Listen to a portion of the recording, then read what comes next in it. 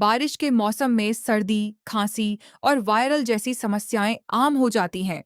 इस मौसम में कई लोगों को नाक बहना, छींक आना, गले में खराश, खांसी, बुखार बुखार जैसा महसूस होना, शरीर में दर्द, सिर दर्द, कमजोरी और थकान जैसी परेशानियों का सामना करना पड़ता है।